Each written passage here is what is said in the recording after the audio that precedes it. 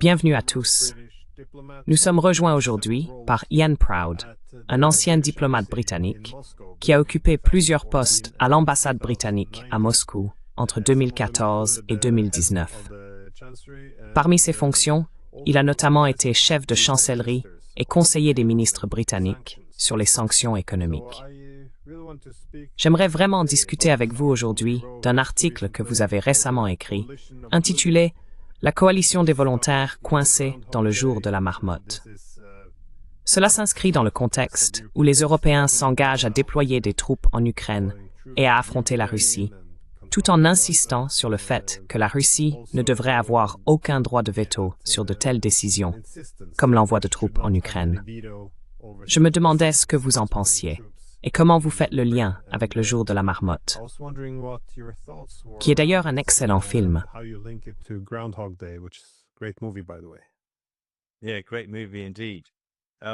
Oui, c'est vraiment un excellent film. Donc en fait, l'idée vient du fait que des gens comme von der Leyen et Mark Rutte se réveillent chaque jour et répètent exactement les mêmes gestes, font exactement les mêmes choses que la veille. En ce qui concerne la Russie, l'horloge se remet à zéro chaque jour à 6 heures du matin. Eh bien, la différence en réalité, vous savez, dans ce grand film de 1993, Un jour sans fin, c'est que le vrai message du film, c'est que chaque jour, le protagoniste principal comprend que s'il veut obtenir ce dont il a besoin dans la vie, il doit s'adapter et changer d'approche. Donc, il essaye de séduire Andie MacDowell, l'intérêt amoureux féminin du film.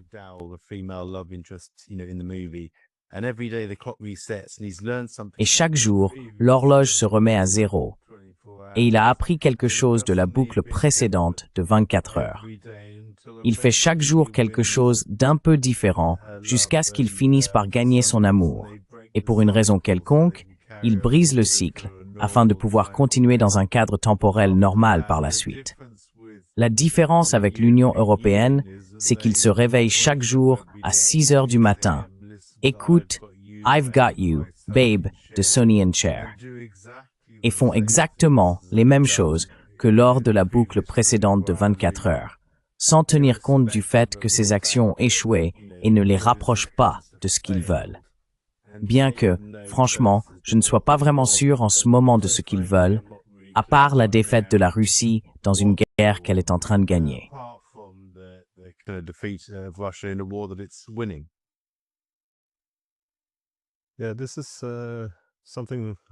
Oui, c'est quelque chose que je remarque toujours aussi, ce désir de voir une véritable stratégie de la part des Européens. Or, une stratégie n'est pas qu'un mot creux. Cela implique de fixer des objectifs clairs, ce que l'on veut atteindre, et aussi de définir une voie réaliste pour y parvenir.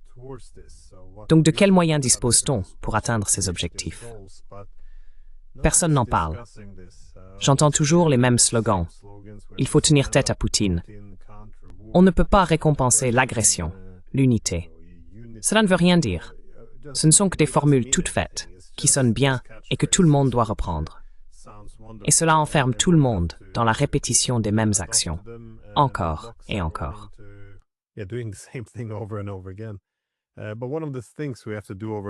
Mais l'une des choses que nous devons répéter sans cesse, semble-t-il, c'est d'affirmer que l'adhésion à l'OTAN reste à l'ordre du jour, que la voie vers l'adhésion à l'OTAN est irréversible.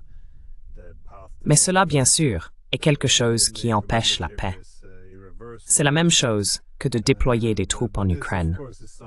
Une fois que nous avons un cessez-le-feu, tout ce que cela garantit, c'est qu'il ne peut pas y avoir de cessez-le-feu. Car si la Russie est entrée en guerre pour éviter la présence de troupes de l'OTAN en Ukraine, comment cela pourrait-il être la solution pacifique après une victoire russe? Mais qu'en pensez-vous? Est-ce simplement accidentel ou ne veulent-ils pas mettre fin à la guerre?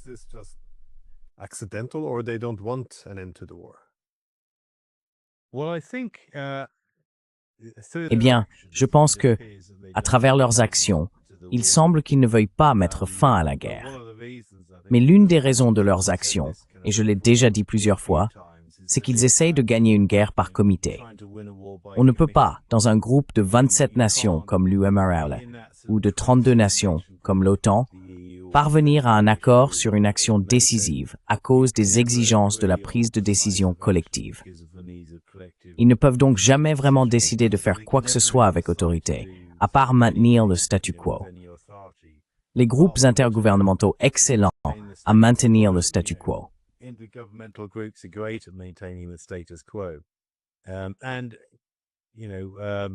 Donald Trump est arrivé et il a plutôt bien réussi à établir une sorte de cadre de paix pour l'Ukraine, ce qui représente un changement massif du statu quo qui, par exemple, écarterait définitivement l'OTAN de la table des négociations.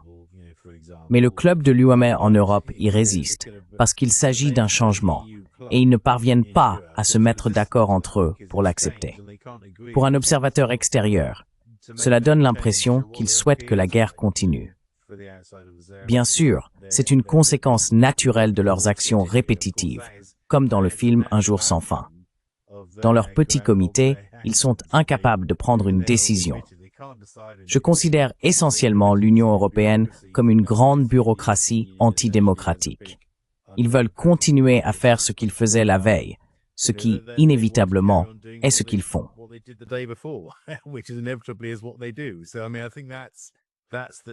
Je pense que c'est la condition. Bien sûr, cela est bloqué par certaines positions extrêmement radicales au sein même de certaines fonctions clés des institutions européennes. Von der Leyen en est une. Kaja Kallas en est une autre. Je ne sais pas vraiment laquelle est la plus puissante ou la plus stupide, mais c'est ainsi que j'évalue la situation aujourd'hui.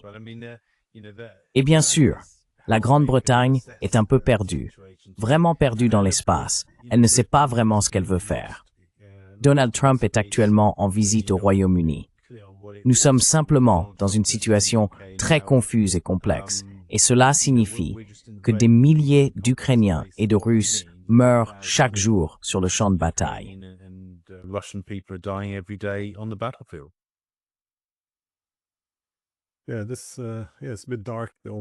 Oui, c'est un peu sombre. Il y a presque une ambiance de célébration dans les médias à chaque fois qu'ils rapportent la mort de Russes. Mais auparavant, c'étaient les Russes qui critiquaient toujours la principale institution pour les relations entre la Russie et l'OTAN, à savoir le Conseil OTAN-Russie. Et l'une des raisons pour lesquelles ils le critiquaient, c'était que d'abord, tous les pays de l'OTAN se réunissaient. Et comme ils sont si nombreux, ils devaient élaborer une position commune. Et c'est un processus difficile quand on a autant de pays.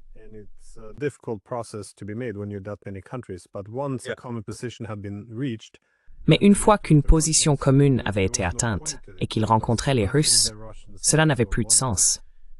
Car rien de ce que disaient ou voulaient les Russes ne pouvait être mis en œuvre. Il fallait alors recommencer tout le processus au sein de l'OTAN. Parce qu'il y avait cette structure à deux niveaux, cela signifiait qu'il n'y avait aucune flexibilité. En réalité, cela signifiait que l'OTAN prenait la décision et que tout l'enjeu était d'obtenir que la Russie fasse des concessions unilatérales sous la menace et les ultimatums. Mais est-ce aussi le problème des Européens, en particulier de Hugo Mehlern, parce que nous n'avons de consensus que sur la confrontation?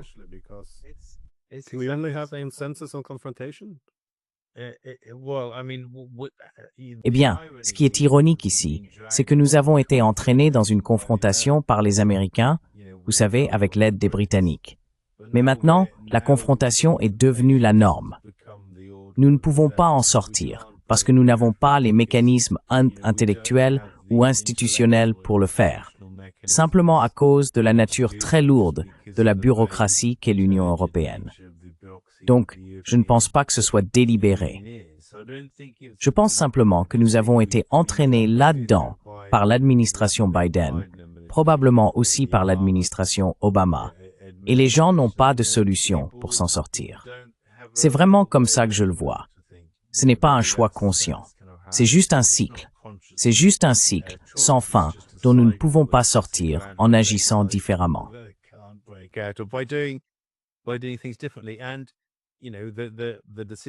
Et vous savez, le processus de prise de décision, cette prise de décision collective, est exactement le même dans l'UTAMOME que dans l'OTAN. Il y a des années, lorsque j'ai rejoint le Foreign Office, j'assistais régulièrement à des réunions de l'UMOFE. J'ai été chef du département Indonésie et Timor oriental au Foreign Office pendant un certain temps, et nous parlions de l'Indonésie et du Timor oriental. Je donnais l'avis du Royaume-Uni, puis les Néerlandais prenaient la parole longuement parce que c'était leur ancienne colonie, et les Portugais aussi à propos du Timor oriental. Ensuite, chaque pays disait quelque chose. On passait en revue les 28 pays, et à la fin, rien n'était jamais décidé. Et c'est malheureusement comme ça que ça fonctionne.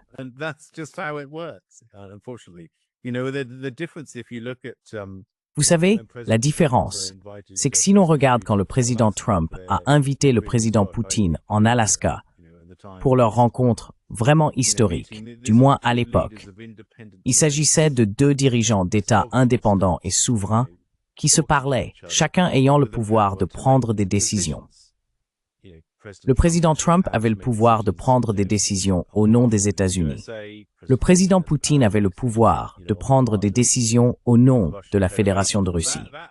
Mais ce pouvoir n'existe pas en Europe. Et je pense que c'est ce genre de lourde boue qui colle aux pieds des gens.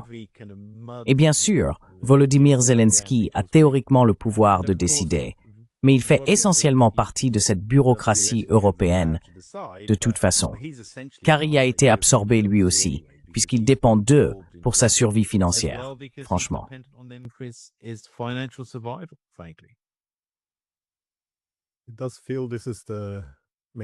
Il semble pourtant que ce soit là le principal défi, comprendre ce que font les Européens, parce que nous sommes souvent en mode pilote automatique.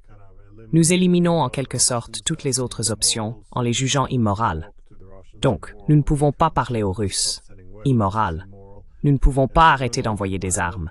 Immoral. Et donc, nous sommes en pilote automatique. Mais quand on est en guerre, on perd. Et nous sommes en train de perdre. C'est une catastrophe. Mais, comment évalues-tu le rôle des Britanniques dans tout cela? Le considères-tu comme unique? Unique par rapport aux autres Européens, dans une sorte de rôle post-Brexit. Parce que, encore une fois, tu étais à l'ambassade britannique. C'est toi qui devais valider les sanctions et tout le reste. Comment interprètes-tu la mentalité ou la source de la prise de décision ici?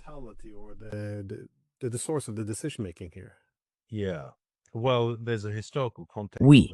Eh bien, il y a bien sûr un contexte historique à cela, qui remonte à 2014, au Maïdan et au coup d'État, à l'europhobie, à Yanukovych, et ainsi de suite. Le Royaume-Uni était en gros, vous savez, le relais des Américains en Europe. Ils essayaient vraiment de rassembler le bloc de l'UDOMM pour prendre des décisions collectives afin de renforcer la pression sur la Russie. Et cela a toujours été notre rôle historique. Je pense d'ailleurs que Keir Starmer a tenté de poursuivre ce rôle, mais d'une manière différente avec Trump. Il a essayé d'être l'intermédiaire entre l'Union européenne et Trump. Mais ce qui a vraiment changé entre 2014 et aujourd'hui, c'est qu'en 2014, nous étions le relais d'une administration démocrate absolument hostile à la Russie et qui voulait prendre des décisions qui, en fin de compte, aggravent le conflit entre la Russie et l'Ukraine.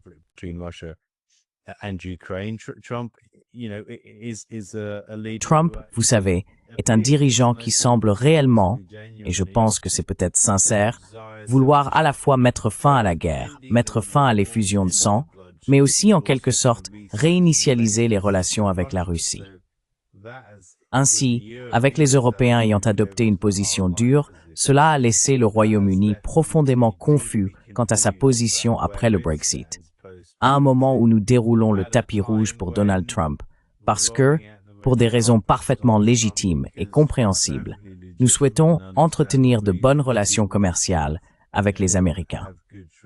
Nos relations historiques en matière de renseignement, de sécurité et de défense restent très importantes pour nous. Et pourtant, nous nous retrouvons désormais de l'autre côté de la barrière par rapport aux Américains en ce qui concerne la Russie et l'Ukraine. Cela nous place donc dans une position très difficile, à un moment où de toute façon, nous avons très peu de poids en Europe, ayant quitté l'Union.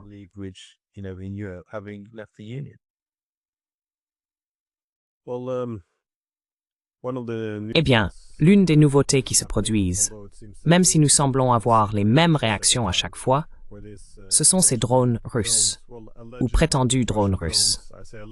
Je dis prétendus parce que la partie russe affirme qu'il s'agit d'une opération sous faux drapeau menée par les Ukrainiens. Mais quoi qu'il en soit, l'histoire veut que ces drones russes soient arrivés au milieu d'une attaque massive, avec environ 800 drones entrant en Ukraine. Il est tout à fait possible qu'il se soit passé quelque chose et qu'ils aient pénétré dans l'espace aérien ukrainien par accident.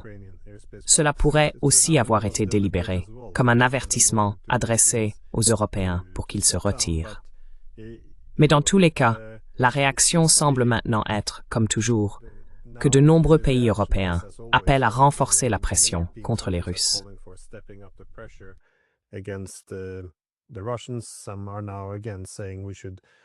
Certains suggèrent à nouveau de relancer l'idée d'une zone d'exclusion aérienne en abattant des missiles et des drones au-dessus de l'espace aérien ukrainien depuis la Pologne. Tout cela repose, je suppose, sur l'hypothèse erronée que la Russie n'a pas le droit de réagir et ne répondra pas en ciblant ses moyens militaires en Pologne. Il semble que l'ancien président russe, Dmitry Medvedev, ait mis à mal cette idée lorsqu'il a déclaré que si une telle zone d'exclusion aérienne, même partielle, était instaurée, cela signifierait une guerre directe entre l'OTAN et la Russie. Qu'en pensez-vous? Est-ce simplement, comme vous l'avez dit, les Européens qui se lèvent chaque matin à 6 heures pour ressasser les mêmes choses? Ou pensez-vous qu'ils pourraient réellement passer à l'action? Parce qu'il y a une certaine panique. On sent que les choses tournent très mal, très vite.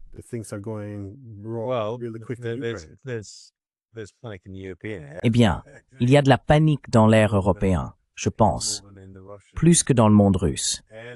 Je veux dire, je pense que les Russes aiment jouer à des jeux psychologiques. Je le sais très bien.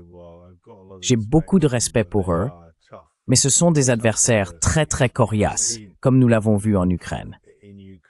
Donc je n'exclus pas la possibilité qu'ils aient fait cela pour augmenter la pression, pour provoquer une réaction, ce qu'ils ont effectivement réussi à faire. Cela a provoqué une réaction. Franchement, je n'exclus pas non plus l'idée que les Ukrainiens eux-mêmes auraient pu faire cela. Je veux dire, je pense qu'ils sont assez fous, franchement, pour faire n'importe quoi afin d'attirer l'attention, pour prolonger la guerre. Je pense que Zelensky saisirait l'occasion. Mais, si l'on regarde la réponse d'Oleg Sikorsky, qui a fait cette déclaration, elle était en colère, mais en même temps insipide.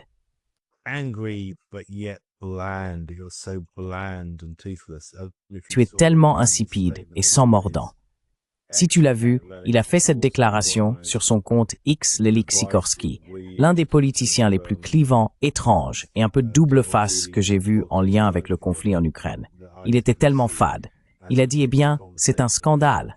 Et à cause de cela, nous avons convoqué une réunion. Oh mon Dieu. Super. Vous avez convoqué une réunion. Je veux dire, ça va vraiment faire peur à Poutine. Vous avez convoqué une réunion. Et c'était tellement... Eh bien, cela caractérise la mentalité de l'Europe. On va organiser une réunion et on va tous s'asseoir pour dire qu'on est indigné par cela et que la Russie est vraiment un vilain garçon et ne devrait plus recommencer.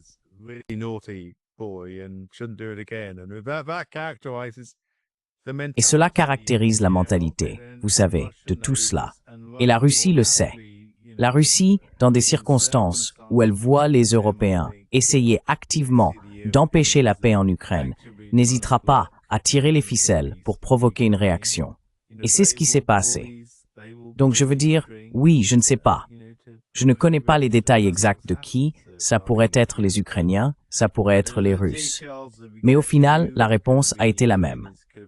6 heures du matin, Sonny and Cher, I Got You Babe, on se réunit pour dire que c'est terrible, que la Russie est mauvaise et qu'il faut mettre plus de pression. Mais en réalité, rien ne change vraiment.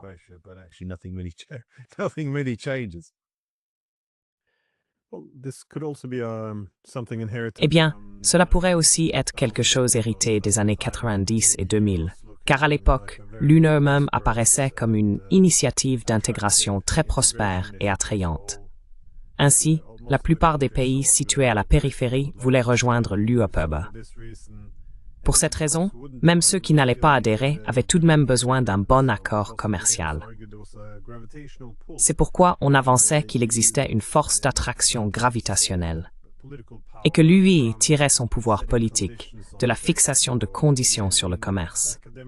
Dans le monde académique, tout le monde qualifie l'UI de superpuissance législative, car il leur suffisait de tenir une réunion, de brandir leur stylo, et les pays périphériques se conformaient à leurs discours, annonces et documents publiés. Il semble donc qu'ils ne se soient pas adaptés à la réalité actuelle, maintenant qu'ils n'ont plus ce pouvoir. La force d'attraction a disparu, et leur pouvoir aussi.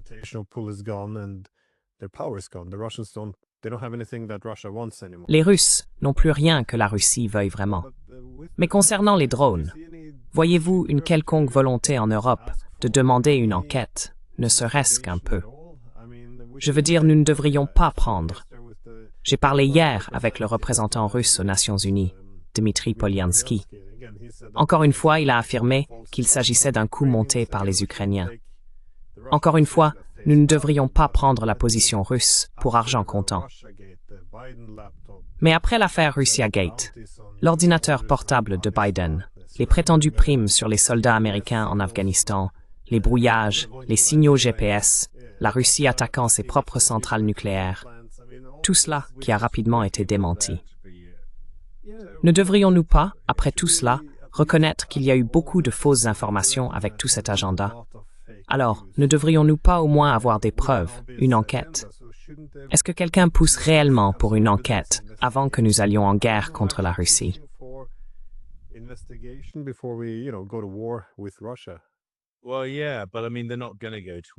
Eh bien oui, mais je veux dire, ils ne vont pas entrer en guerre. C'est juste un autre exemple de parole en l'air. Comme je l'ai dit, sans savoir qui a lancé les drones, je ne peux pas dire. Je peux tout à fait imaginer que les Ukrainiens aient fait cela. Mais je peux aussi voir, du moins sur certains aspects, que les Russes pourraient l'avoir fait. Et de toute façon, les Russes vont le nier. Mais rien n'a vraiment changé par rapport à ce qui s'est passé. Je pense que si l'on considère l'équilibre des arguments ici, ce que cela fait, c'est simplement défier la position européenne de continuer à bloquer la guerre.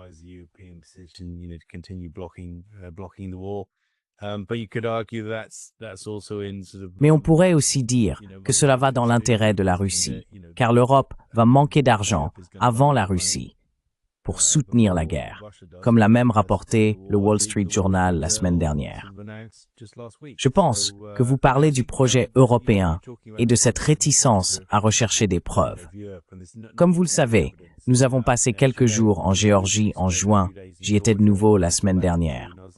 En fait, ils ont leurs élections locales, qui approchent début octobre, et ils ont invité la mission d'observation électorale de l'OSCE à venir observer. Et ils ont refusé, disant qu'avec seulement un mois de préavis, ce n'est clairement pas suffisant. Un mois n'est pas assez pour organiser une mission d'observation électorale.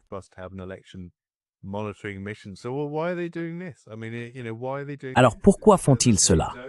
Je veux dire, pourquoi font-ils cela?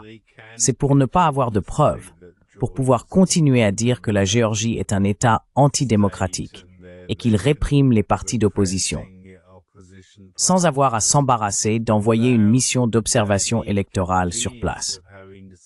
Ils pourraient dire, eh bien, en fait, comme ils l'ont fait en octobre dernier, lors des élections législatives, vous savez, les élections se sont plutôt bien passées. Donc, c'est juste encore une fois, qui a besoin de preuves dans ce monde post-vérité. Il suffit, quand on est européen, de savoir que les Russes sont les méchants et que nous sommes les gentils. Et les preuves ne sont qu'un désagrément désespéré.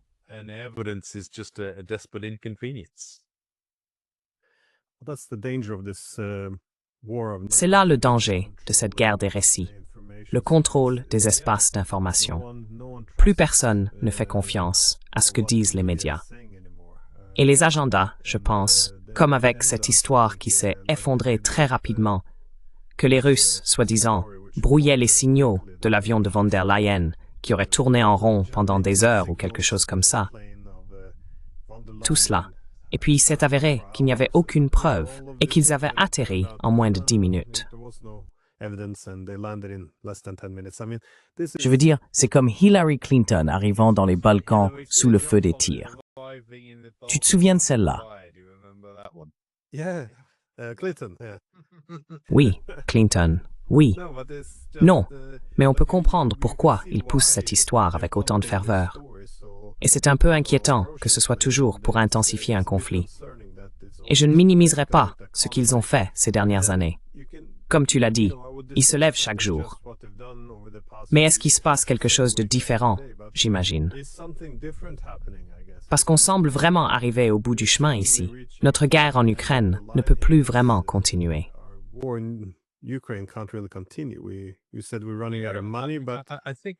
Vous avez dit que nous manquions d'argent, mais je pense que, comme je l'ai dit très souvent au cours de l'année écoulée, la politique étrangère commence et se termine par la politique intérieure.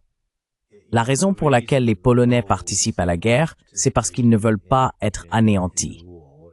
Et en réalité, pour eux, pour les Polonais, vous savez, ce n'est pas vraiment dans leur intérêt que l'Ukraine rejoigne l'Euromatter non plus. Car ils perdraient toutes leurs subventions, je crois, 6 milliards chaque année. Je ne sais pas, peut-être 60 milliards, mais les plus grosses subventions ne concernent que d'autres pays européens. Et les Polonais ne veulent pas vraiment que l'Ukraine rejoigne l'Euromatter de toute façon. Donc pour eux, en fait, que la guerre continue est plutôt une bonne chose.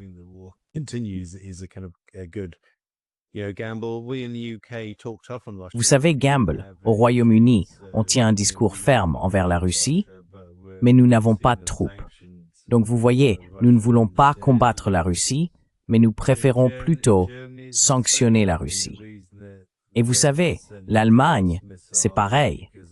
Je veux dire, la raison pour laquelle ils n'envoient pas de missiles Taurus, c'est parce qu'ils ne veulent pas vraiment s'impliquer dans une guerre avec la Russie, car ils n'ont de toute façon pas le soutien politique intérieur pour le faire, à un moment où l'AfD est en pleine ascension. Et ainsi de suite. La France est en crise budgétaire, encore une fois, dans un pays qui connaît un déficit budgétaire massif depuis 1954 et qui s'engage à consacrer 5% de son PIB à la défense d'ici 2035. Vous savez, ils n'ont pas l'argent pour le faire.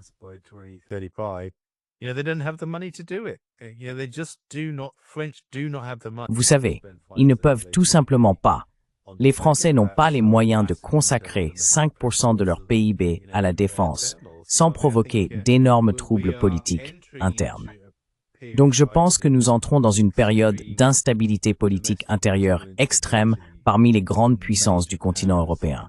Et par là, j'entends la Grande-Bretagne qui traverse en ce moment toutes sortes de protestations autour du drapeau. Et si vous suivez l'actualité, vous savez que la majorité inattaquable de Keir Starmer semble soudainement très attaquable. J'ai mentionné la France. Merz, à mon avis, a plutôt mal commencé en Allemagne.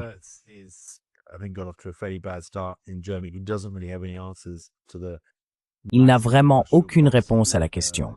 Les énormes défis de politique industrielle et les défis macroéconomiques auxquels son pays est confronté, c'est-à-dire le type de désindustrialisation provoquée par la guerre en Ukraine. Ils vont en payer le prix dans les urnes, et je pense que nous allons nous retrouver avec davantage de gouvernements nationalistes au cours des 5 à 10 prochaines années. Mais, vous savez, j'espère des nationalistes avec un petit N qui souhaitent réellement plus de dialogue avec la Russie. Et cela pourrait bien être une bonne chose lorsque cela se produira à l'avenir.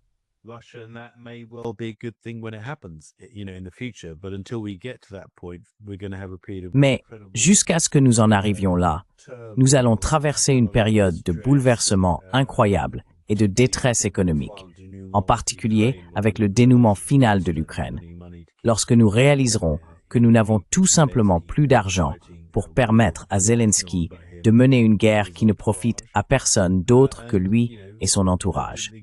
Et vous savez, atteindre ce bon moment, le lagon bleu, dans 5 ou 10 ans, lorsque les élites euromondialistes auront été évincées du pouvoir et que le nationalisme moderne aura instauré des relations pacifiques entre les États.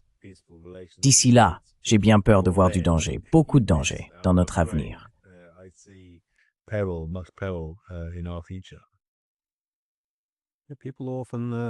Les gens considèrent souvent le retour des nationalistes uniquement comme quelque chose de négatif.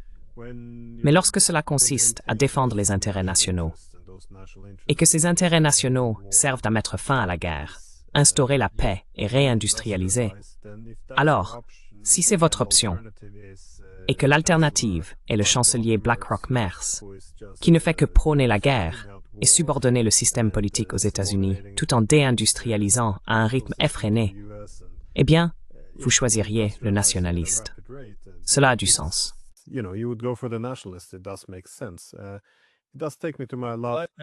Cela m'amène à mon dernier point. Oui, je pense, j'allais dire. En fait, j'ai écrit un article à ce sujet il y a environ un mois.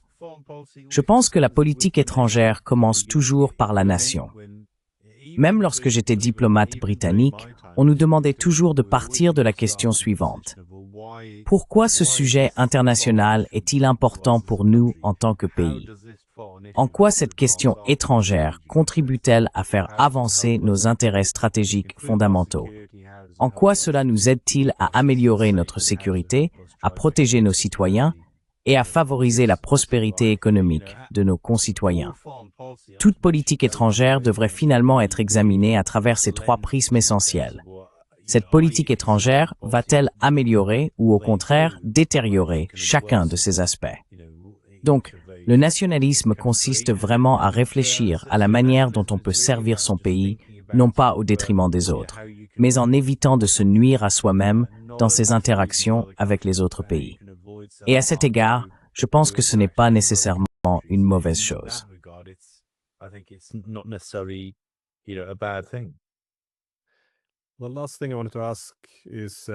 La dernière chose que je voulais aborder concerne justement ce que vous venez d'évoquer, à savoir l'ambiance qui règne actuellement dans la politique européenne. Vous avez raison de dire que la capacité à affronter davantage la Russie pose problème, non seulement parce que nous manquons d'Ukrainiens, mais aussi parce qu'en Europe, nous manquons de puissance militaire et économique pour intensifier le conflit, même si nous le souhaitions. Mais il y a aussi cette autre question que vous avez suggérée, le capital politique et la stabilité politique. Surtout si l'on regarde les trois grands, le Royaume-Uni, la France et l'Allemagne, il semble y avoir une humeur pré-révolutionnaire ou une crise de légitimité. Peut-être ont-ils ignoré l'intérêt national pendant si longtemps qu'il est désormais très difficile de conserver le pouvoir sans recourir à des moyens autoritaires très extrêmes. Mais comment voyez-vous l'évolution de la situation en Europe? Car nous vivons une période vraiment unique. Comme je l'ai dit, il y a un déclin économique, mais aussi un manque de légitimité politique parmi les dirigeants.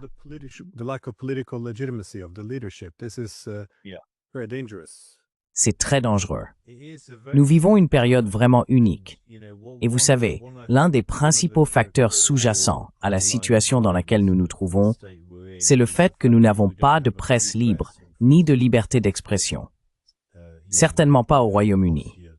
Je pense que c'est peut-être un peu plus le cas en France, mais certainement pas en Grande-Bretagne. Et on ne peut pas avoir de véritable démocratie sans liberté d'expression, n'est-ce pas? La démocratie consiste à avoir un débat politique, à permettre aux gens de choisir entre différentes options, puis à organiser une sorte de renouvellement périodique des parlementaires à mesure que la situation évolue et que les gouvernements répondent ou non aux besoins des citoyens, n'est-ce pas? Mais si vous n'avez pas de presse libre, ni de liberté d'expression, vous finissez en fait par délégitimer la démocratie elle-même. Vous savez, nous faisons la leçon à d'autres pays sur les bienfaits de la démocratie libérale, alors que nous ne sommes nous-mêmes pas réellement démocratiques.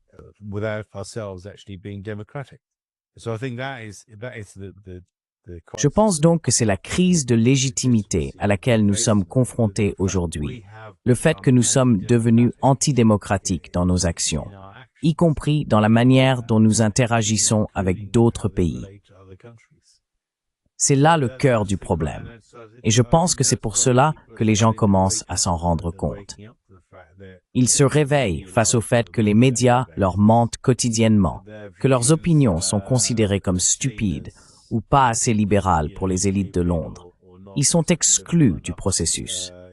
Vous savez, les gens ont l'impression qu'ils ne peuvent pas brandir le drapeau anglais dans la rue parce que le gouvernement leur dit que si vous arborez le drapeau de votre propre pays, c'est d'une certaine manière raciste.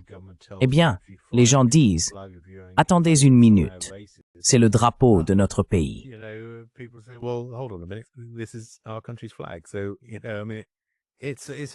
Donc vous savez, c'est un énorme défi pour nous en ce moment. Et je pense, en fait, sur une note positive, j'ai toujours l'impression de finir sur une note négative avec vous, Ben, et je m'en excuse. Mais, vous savez, sur une note positive, je pense que ce que vous faites dans les médias alternatifs est en réalité une partie très importante de ce changement. Votre émission, ce que font Alex, moi-même, Curious et d'autres, Danny Davis, Andrew Napolitano, etc. Vous permettez à plus de gens d'accéder à des idées différentes. Vous n'essayez pas de dire aux gens comment penser. Vous ouvrez simplement leur esprit à des informations différentes, fondées sur des faits empiriques, et ainsi de suite. Et je pense que cela fait aussi partie du changement. Et j'espère que cela continuera longtemps.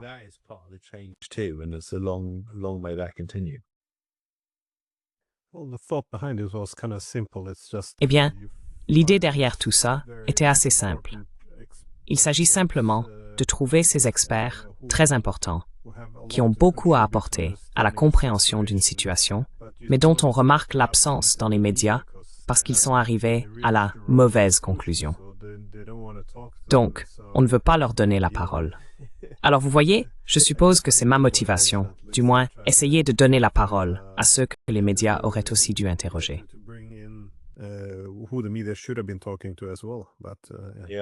Oui. Donc, Noam Chomsky en parle depuis des décennies, non? Ah oui, nous aurions dû faire plus attention, je suppose. Quoi qu'il en soit, vous avez fort à faire là-bas, à Budapest, en ce moment. Merci beaucoup de nous avoir accordé votre temps. Merci, Glenn. C'est toujours un plaisir de vous parler.